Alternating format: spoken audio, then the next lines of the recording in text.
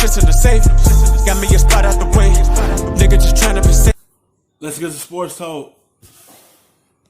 Virtual camp later this month. Jamal Adams, their Pro Bowl safety, is not expected to participate in the virtual camp. The Jets have not expressed any official interest in extending Adams' contract thus far this offseason. The team's entertained offers from last year at the deadline. You'll remember they didn't get a deal done. So now wait and see with the draft next week. Will the Jets reconsider their stance or will they hold tight? We'll see. But clearly, Jamal Adams is going to make a statement by not participating in the you don't get too many players that want to stay with a team that's not really winning like that. You ain't get that too many players that want to stay put.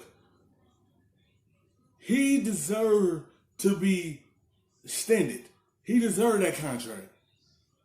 Making the Pro Bowls, I feel like he deserved to get an extra year to stay with y'all. Because you're not going to get too many players that want to stay with a bad team. When you have a player that want to stay put, you make him happy, not make him upset. When you make him upset, then he going to look somewhere elsewhere, someone who going to pay him a lot of money to come be their free safety. You don't want to lose that big time player that's in your secondary. Then that's going to hurt you when you don't have your anchor back there because you're trying to not extend him. Virtual offseason program. Now, again, you would think he would want a new contract at some point in time, but again, it's a situation here where basically very few people in his class have been rewarded. And the Jets general manager, Joe Douglas, said at the Combine that they want to extend him at some point in time. But there really haven't been any talks at this time. And I think Adams has got 2 years left in his contract. And so this is an issue, bottom line, Greeny, that doesn't look like it's going to be going away anytime soon. To make sure everyone understands this is a holdout. Now these are voluntary, but technically he's under contract as opposed to someone like Dak, who is not. Dak Prescott, as we speak, is not an employee of the Dallas Cowboys. Jamal Adams is an employee of the New York Jets. He's under contract for 2 more years, right? He's a first-round pick, so they have 5 years on him. So I guess this is voluntary, so you can't attach the word holdout to it. So what is it? Because candidly, I don't like it. Well, essentially, you would think that people who are under contract would be participating.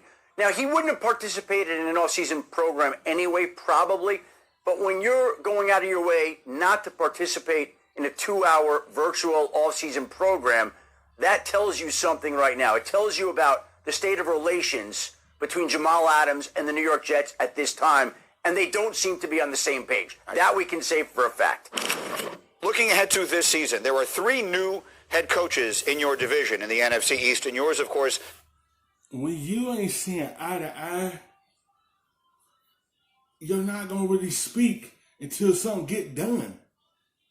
So they want to stand him, but he want to be standing now.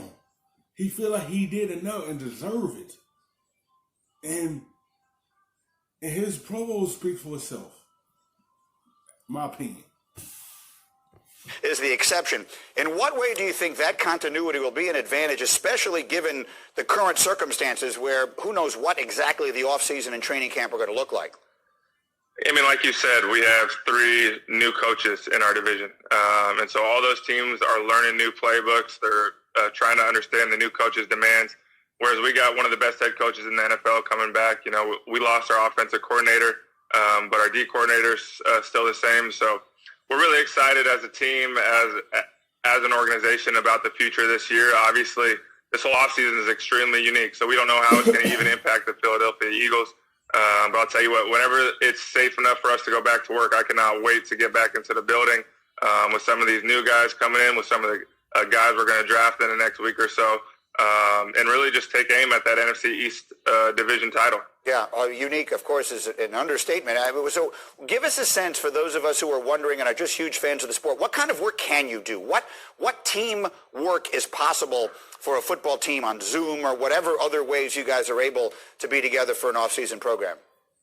Yeah, so it throw players' rhythm off because with this going on, And once they get to go back into the facilities, they gotta try to catch up to being around each other. They gotta try to get everything back in order.